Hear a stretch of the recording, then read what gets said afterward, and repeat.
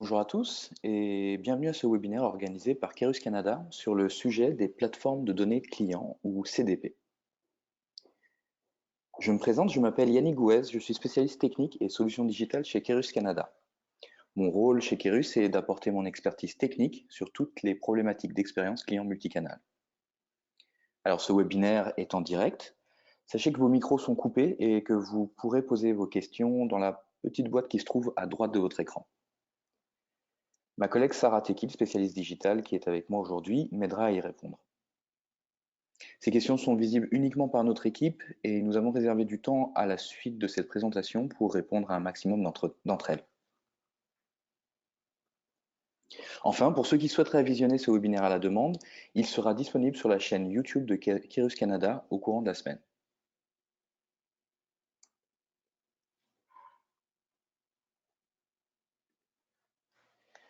Alors ce webinaire va s'articuler en 4 parties. Dans la première, nous reviendrons sur la définition d'un CDP, ce qu'est un CDP, ce que fait un CDP, mais aussi ce que n'est pas un CDP. Nous nous intéresserons aussi au type de retour sur investissement auquel s'attendre avec un projet de CDP. Dans la seconde partie, nous verrons comment un CDP permet aux marketeurs de se concentrer sur les données de première main afin de créer une vue 360 degrés de leurs clients. En troisième partie, nous verrons ensuite quelles sources externes peuvent être utilisées afin d'enrichir vos données clients. Et enfin, nous verrons comment un CDP permet dans la pratique d'activer les données clients afin de créer des campagnes marketing plus performantes, des expériences clients personnalisées et des actions de vente ciblées.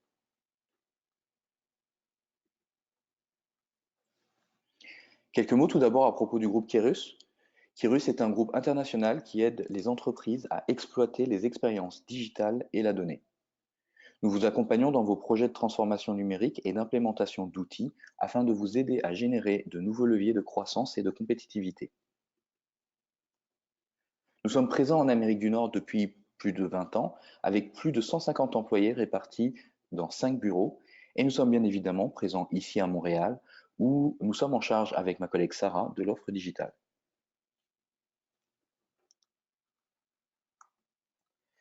Alors avant de commencer cette présentation, j'aimerais faire un petit sondage pour mieux comprendre où vous en êtes de votre réflexion par rapport au CDP. Donc la question est la suivante: qu'attendez-vous de ce webinaire? Est-ce que vous venez découvrir ce qu'est un CDP, approfondir votre connaissance du CDP? Ou alors avez-vous un projet de CDP prévu à moyen terme ou un CDP en cours de déploiement ou déjà en fonction? Je vais vous laisser un petit peu de temps pour vous permettre de répondre au sondage.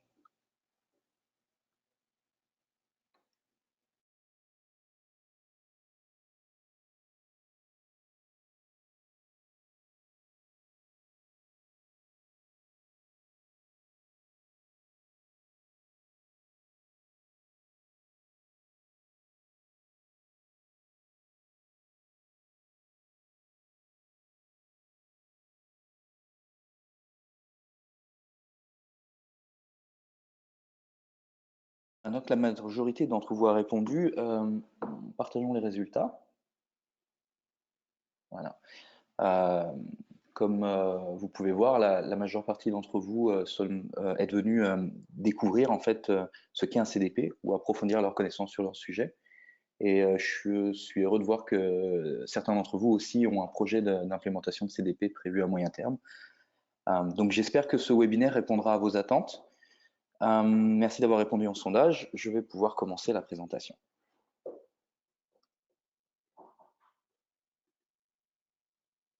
Donc commençons donc par la découverte de ce qu'est un Customer Data Platform ou CDP. Et pour ce faire, tournons-nous vers la définition officielle du terme faite par le CDP Institute. Le CDP Institute est un organisme indépendant créé en 2016 dans le but d'éduquer les marketeurs sur le sujet des plateformes de données clients.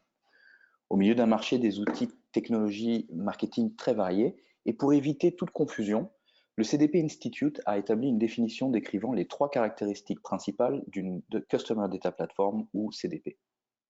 Alors voici la définition traduite en français que vous voyez à l'écran. Une plateforme de données client est un logiciel intégré permettant de créer une base de données persistante et unifiée accessible à d'autres systèmes. Cette définition est composée de 3 notions clés. La première, logiciel intégré, c'est-à-dire qu'un CDP n'est pas un ensemble d'outils hétérogènes intégrés entre eux, mais un seul logiciel disposant de toutes les fonctionnalités nécessaires à vos équipes marketing au sein d'une interface unique. La seconde notion, c'est celle de base persistante et unifiée. C'est-à-dire qu'un CDP dispose d'une base de données permettant de stocker les informations de vos clients et prospects venant de sources diverses afin de créer une vue 360 degrés de chacun d'entre eux. Et enfin, la dernière notion, accessible à d'autres systèmes.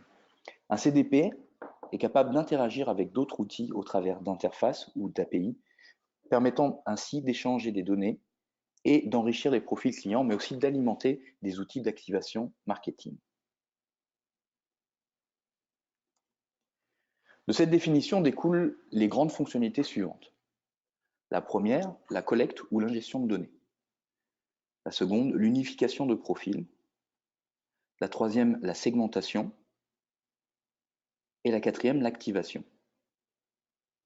Optionnellement, certaines plateformes de données clients offrent aussi des fonctionnalités d'analyse prédictive et d'aide à la décision. Alors, nous verrons tout cela un petit peu plus loin dans la présentation. Les outils permettant la gestion de données d'entreprise ou de données marketing sont très nombreux. Il peut souvent arriver de confondre les fonctionnalités d'un outil avec celles d'un autre. Ce tableau créé par Gartner et que nous avons traduit en français permet de rapidement comprendre les différences fonctionnelles entre une plateforme de données client et des outils tels que les Enterprise Data Warehouse, Data Management Platform, Customer Relationship Management, etc. Si on regarde les couvertures fonctionnelles de tous ces outils, qu'on la compare avec celles d'un CDP, on remarque de nombreux chevauchements avec les fonctionnalités du CDP. En effet, un CDP n'est ni un DMP, EDW, CRM ou MDM, mais un petit peu de tout cela en même temps. Cependant, l'une des forces d'un CDP est qu'il regroupe la plupart des fonctionnalités de ces outils au sein d'une interface entièrement dédiée au travail des équipes marketing. Vous remarquerez aussi qu'on retrouve dans ce tableau les grandes fonctionnalités que nous venons de citer et sur lesquelles un CDP se démarque: la collection de données, l'unification, la segmentation et l'activation.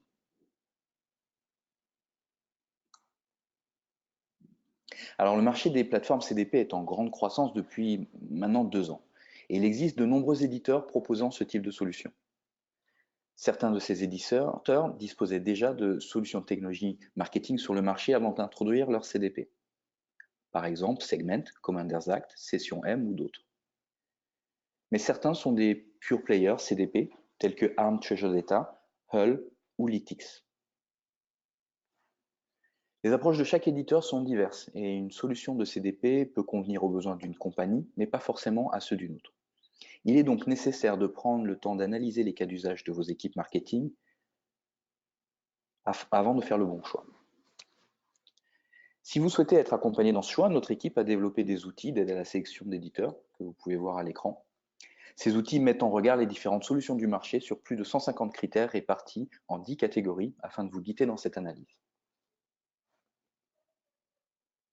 Les budgets des projets CDP peuvent varier en fonction de l'approche et du choix de la solution. Alors, il est généralement reconnu qu'un projet CDP peut s'avérer dispendieux. Cependant, ce n'est pas toujours le cas avec des CDP visant les entreprises de taille moyenne telles que Hull.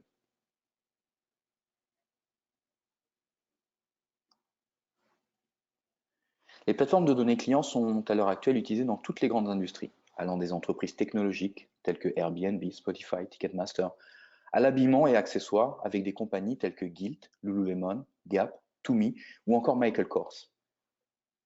Les CDP sont aussi utilisés dans les médias, la finance, les cosmétiques et bien d'autres industries. Quelle que soit leur industrie ou leur orientation B2C ou B2B, les nombreuses entreprises qui font le choix de passer à un CDP pour gérer leurs opérations marketing témoignent d'excellents retours sur investissement.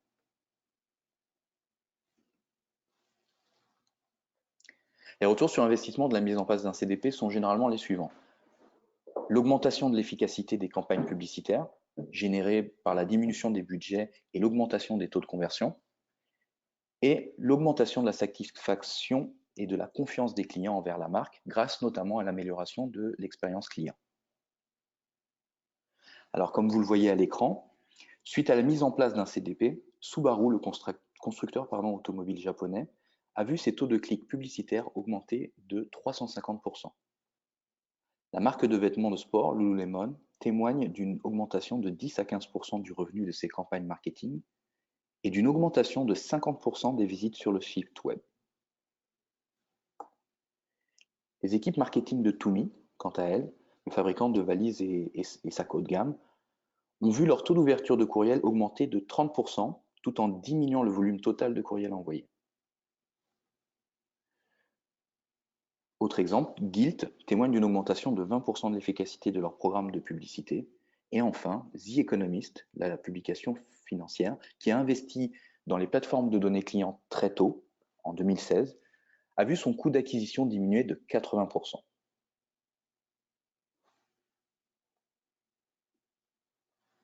Dans la seconde partie de cette présentation, nous allons donc voir comment la mise en place d'un CDP peut vous permettre d'arriver à ce genre de résultat en remettant vos données clients au centre de l'équation.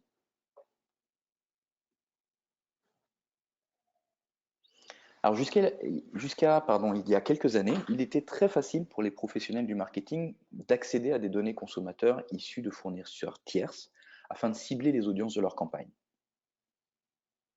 Cependant, les données tierces fiables sont devenues plus difficiles à obtenir, notamment à cause des nombreux scandales sur l'exploitation ou la fuite de données personnelles et l'introduction de lois visant à mieux encadrer leur collecte et leur utilisation.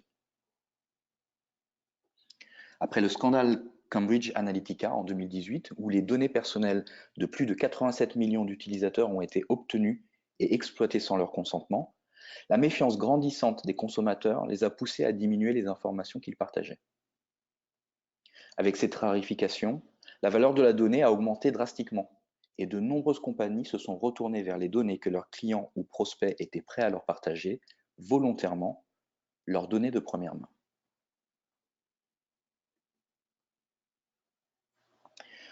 Alors, il existe de plus en plus de points de contact permettant des interactions entre les consommateurs et les organisations. Beaucoup de compagnies sont en réalité assises sur une mine d'or d'informations de qualité, partagées volontairement par des clients ou prospects qui ne demandent qu'à être mieux servis. En effet, à l'ère du numérique, chaque point de contact avec un client devient source de données. Parcours sur le site web, ajout d'un item au panier, interaction avec le support client, visite d'un magasin, clic sur une publicité, achat, programme fidélité, etc.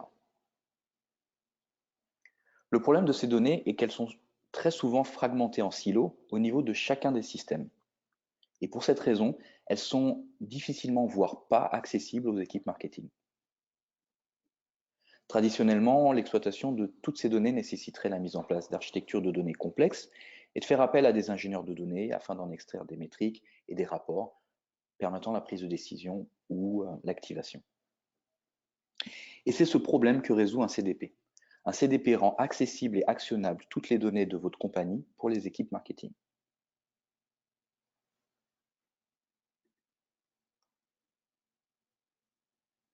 La première fonctionnalité clé d'une plateforme de données clients est sa capacité à collecter les données de tous les systèmes de votre compagnie et de les regrouper dans une base de données unique. Une fois ces données ingérées, les algorithmes de résolution d'identité du CDP se chargent d'unifier chaque élément de données au sein d'un profil reflétant de l'intégralité de l'expérience de votre client auprès de votre marque. Ce profil est anonymisé lorsque l'utilisateur n'est encore qu'un prospect, mais devient nominatif lorsque cet individu réalise sa première transaction. Alors, dans l'exemple que vous avez à l'écran, Geneviève est définie par ses attributs: son nom, son prénom, son langage de communication préféré, son genre, son adresse courriel, son adresse postale, son numéro de téléphone, sa tranche d'âge ou sa date de naissance. Mais Geneviève est aussi définie par ses comportements au quotidien auprès de la marque et de certains de ses partenaires. On peut voir dans cet exemple que Geneviève a eu plusieurs interactions avec la marque, dont un achat, mais on voit aussi qu'elle a souscrit à un abonnement auprès d'un partenaire. Cette connaissance du client permet aux compagnies d'offrir une expérience personnalisée et des communications plus pertinentes. mais aussi d'apprendre à reconnaître les caractéristiques des clients les plus importants, comme Geneviève, ou Most Valuable Customers.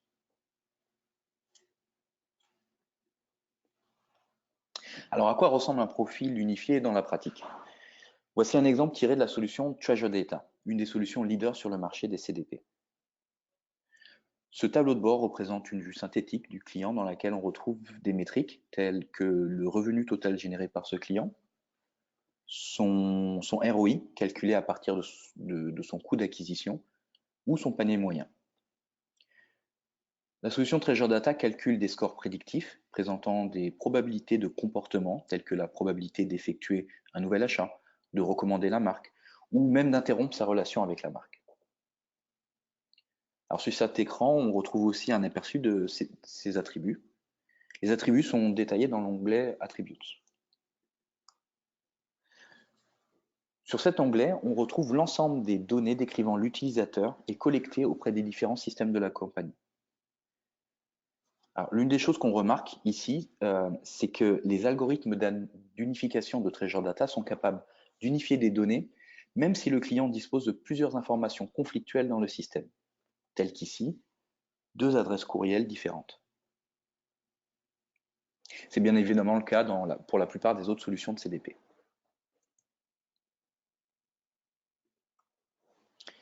Dans l'onglet Behavior, on retrouve les informations décrivant le comportement de ce client. Toutes les interactions du client avec les différents points de contact qui sont listés, avec les détails de chacun des échanges, dans un ordre chronologique. Alors, dans notre cas, on voit que le CDP collecte des données venant de sources très variées. Incidents Zendesk, clic sur le site web, affichage d'une publicité via Trade Desk, ou même de trafic en magasin grâce à l'IoT.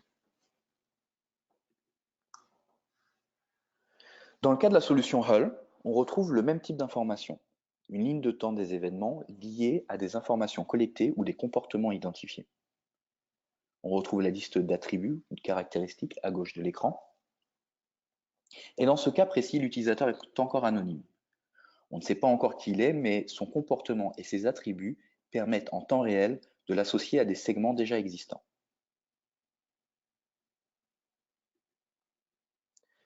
L'établissement de ces segments est la clé du succès d'une stratégie marketing 360.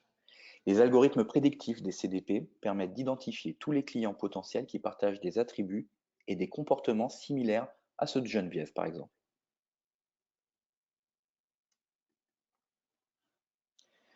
Un CDP vous permet donc d'exploiter au maximum vos données clients et ainsi d'avoir une meilleure compréhension des clients existants et de ceux qui leur ressemblent. Grâce au CDP, vous pouvez ainsi passer de l'approche marketing traditionnelle, du que pouvons-nous vendre à un maximum de gens, à qui devrions-nous vendre le plus. Cette approche vous permet ainsi d'adresser le bon message ou d'offrir la bonne expérience à l'ensemble des consommateurs similaires à Geneviève au bon moment et sur le bon canal.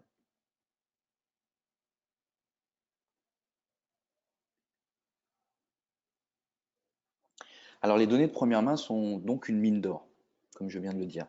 Et un CDP vous permet d'aller encore plus loin en vous permettant d'en apprendre plus sur les habitudes de vos clients en croisant vos données de première main avec des sources de données externes.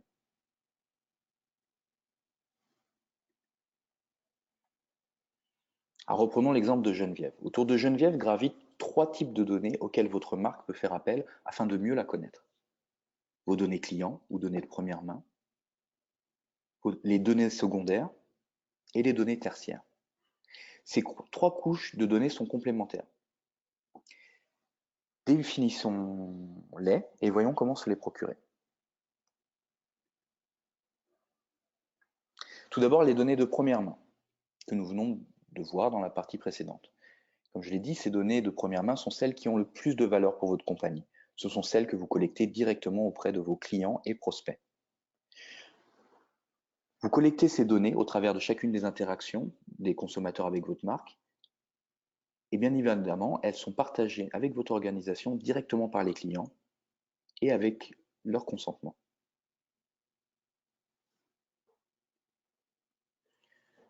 Alors, ces données de première main sont stockées dans les différents systèmes de votre compagnie, dans de nombreux formats différents.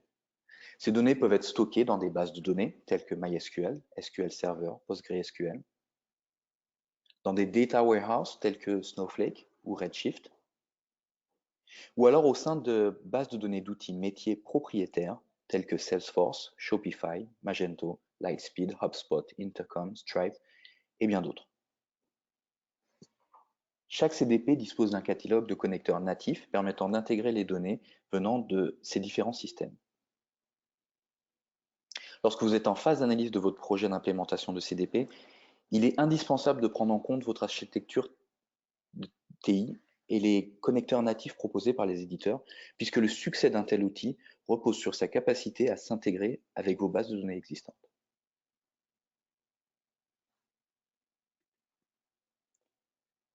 Les données secondaires, quant à elles, sont les données de première main de vos partenaires. Elles sont partagées soit dans le cadre d'une entente de partage de données réciproque, ou alors vendues avec une clause d'exclusivité.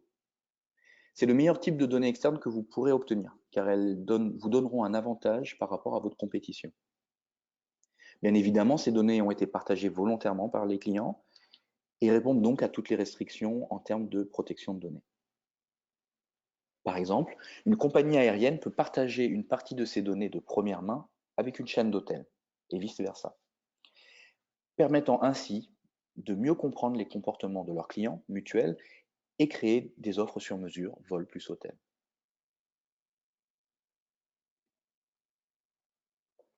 Dans le cadre d'une entente stratégique avec un partenaire, vous pourrez être amené à connecter votre CDP à une base de données ou application mise à disposition par ce dernier, à l'aide des mêmes types de connecteurs que vous utiliserez pour accéder à vos propres données. Dans d'autres cas, les sources de données sont soit des plateformes d'échange ou des places de marché de revente de données telles que Addex, Lotame, Oracle Bluesky et bien d'autres. Ces plateformes offrent plusieurs options de consommation de données en fonction des fournisseurs finaux.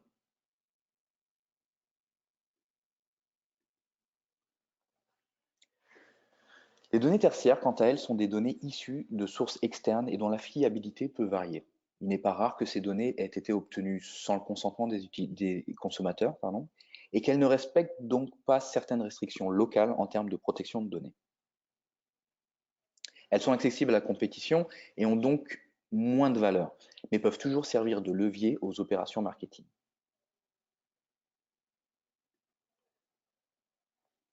Les compagnies telles que Axiom, Alliant ou Dataline sont des fournisseurs de données tertiaires en gros.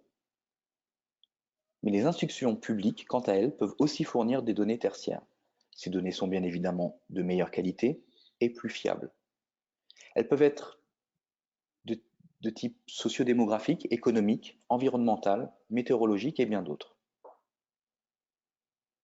Enfin, les données fournies par les réseaux sociaux tels que Facebook, Instagram ou Twitter et bien d'autres rentrent aussi dans le cadre de ces données tertiaires.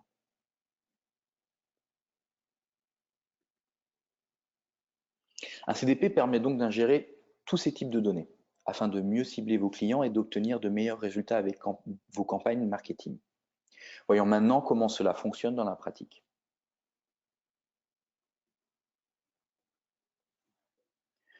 Comme nous l'avons vu précédemment, un CDP peut utiliser multiples sources de données et en extraire les attributs et comportements qui définissent vos clients.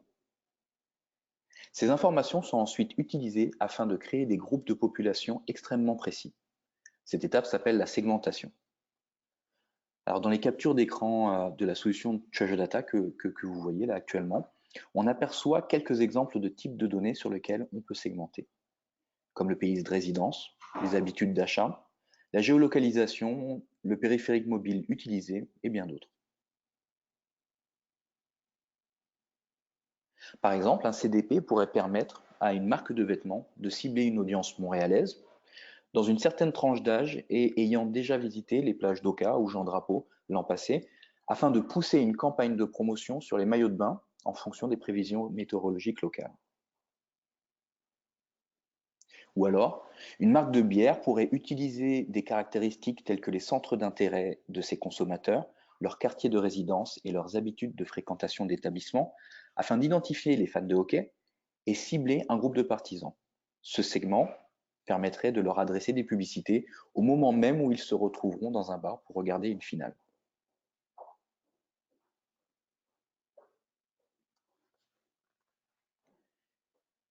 Des fonctionnalités d'analyse prédictive permettent ensuite d'exploiter les données de manière encore plus puissante, en permettant d'identifier les comportements à haut potentiel d'achat, les profils utilisateurs de type advocate,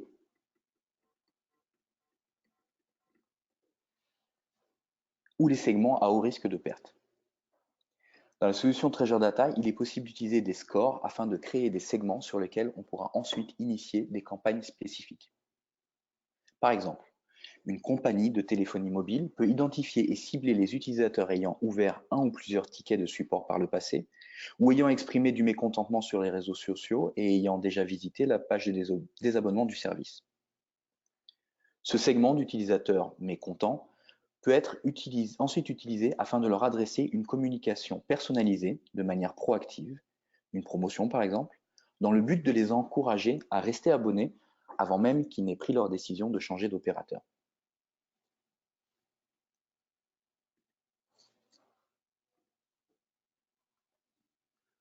En B2B comme en B2C, il est possible d'automatiser les stratégies d'activation. Hull permet par exemple de déclencher des actions personnalisées sur différents types de canaux lorsqu'un comportement spécifique est détecté.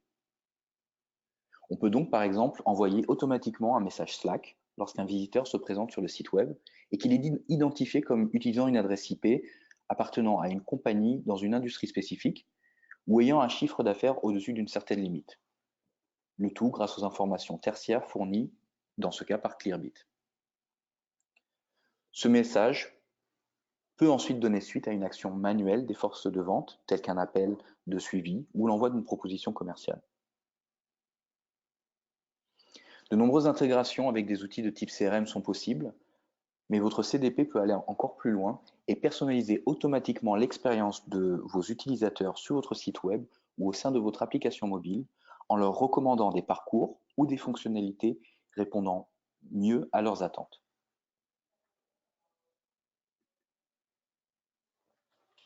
Tous les CDP disposent d'un large catalogue d'intégrations natives pour l'activation des campagnes marketing. Il est donc possible de partager les segments générés au sein d'un CDP avec des réseaux de campagnes publicitaires tels que Google, Facebook, Twitter, Instagram ou LinkedIn, ou avec des plateformes d'envoi d'infolettres telles que Mailchimp et bien d'autres. Parmi les options de personnalisation de l'expérience web ou au sein de l'application mobile, il est possible de s'intégrer avec votre plateforme web ou e-commerce nativement, ou en passant par des services tels que Visual Website Optimizer ou Dynamic Yield. L'intégration avec vos applications mobiles, quant à elle, se fera à l'aide des SDK natifs Android ou iOS. Les résultats de ces campagnes d'activation étant ingérés eux aussi en temps réel par le CDP, il est possible de mesurer les métriques de succès de vos initiatives marketing et générer des rapports sur les comportements de vos clients et prospects. De cette manière, le CDP vous apportera un levier supplémentaire à votre intelligence d'affaires. Certains CDP disposent d'outils de visualisation natifs, mais peuvent aussi s'intégrer avec des outils externes d'intelligence d'affaires tels que Tableau, Qlik, Looker, Power BI, Cognos, etc.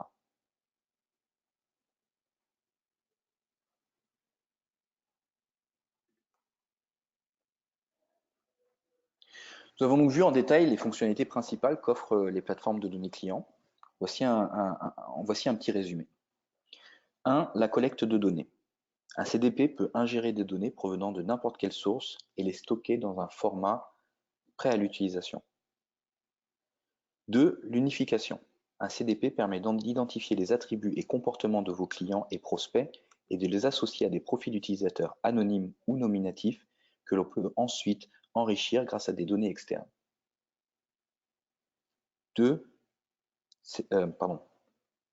3. La segmentation. Un CDP permet la création de segments sur la base d'attributs et comportements partagés par vos utilisateurs et parfois enrichis par des métriques prédictives. Et enfin, l'activation. 4. Un CDP permet d'optimiser vos communications, offres, actions et contenus sur la base du comportement de vos utilisateurs. Chacun des segments créés permettant alors des activations auprès des systèmes internes ou externes. Maintenant que nous avons passé en revue les enjeux et les bénéfices d'une plateforme de données clients, vous vous demandez probablement quelles sont les prochaines étapes pour une compagnie qui souhaite aller de l'avant avec ce type de projet. Sur la base de l'expérience et l'expertise de nos équipes dans l'implémentation d'outils numériques, et notamment l'implémentation de CDP, nous vous recommandons de passer par les étapes clés suivantes. En amont, une phase d'analyse et d'aide au choix d'outils. Nous sommes convaincus que cette phase est absolument indispensable pour le succès de votre projet, puisqu'il s'agit de s'assurer de la bonne compréhension des besoins et attentes des différentes parties prenantes. Suite à cette phase, la phase d'implémentation correspond à l'intégration de l'outil sélectionné au sein de votre système d'information et à l'adoption de cet outil par les différentes parties prenantes de votre organisation. Nos équipes peuvent vous accompagner tout au long de ce processus à l'aide des outils et méthodologies que nous avons développés et dont nous vous avons montré un extrait un peu plus tôt. Bien évidemment, ces méthodologies peuvent s'adapter au niveau de maturité et d'avancement de votre organisation sur le projet.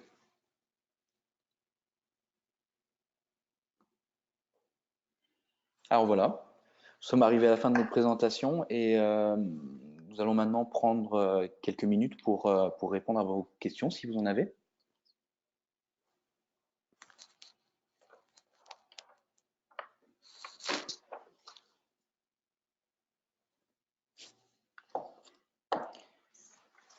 Alors, première question, combien de temps faut-il pour implémenter un CDP?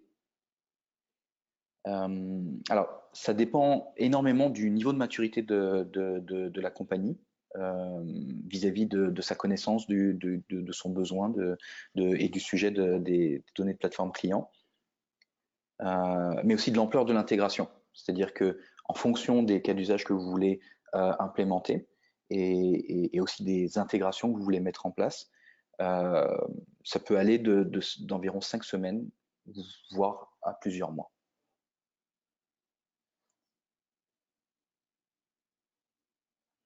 Alors, il y a une seconde question qui est quels sont les profils que je dois avoir en interne pour maintenir un CDP? Alors, comme je le disais, le CDP est un outil qui est utilisé par les équipes marketing. Donc, il vous faut au moins une personne de ce département-là pour l'administration de la plateforme et son utilisation au jour le jour. Alors, est-ce qu'on a d'autres questions?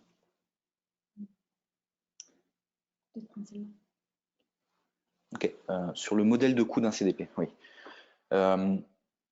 Alors, de manière générale, le coût d'un CDP évolue en fonction de facteurs comme le volume de données qui transitent sur la plateforme, le nombre de connecteurs aussi entre le CDP et vos systèmes et les différentes sources de données. Et de manière générale, en fonction de l'éditeur, ce coût peut varier d'environ 450 $ pour le moins cher à plusieurs dizaines de milliers de dollars par mois. Voilà. Est-ce qu'on a d'autres questions? Ok. Donc voilà tout pour les questions. Merci beaucoup. Je vous rappelle, je m'appelle Yannick Gouez, je suis spécialiste technique en solutions digitales. J'espère que ce sujet vous a plu autant qu'à moi et j'espère avoir l'occasion de vous rencontrer pour discuter de plateformes de données clients ou de Kérus. Si vous avez d'autres questions et que vous n'avez pas forcément le temps, n'hésitez pas à m'envoyer un courriel à l'adresse qui s'affiche à l'écran et je me ferai un plaisir d'y répondre. Merci à tous et bonne fin de journée.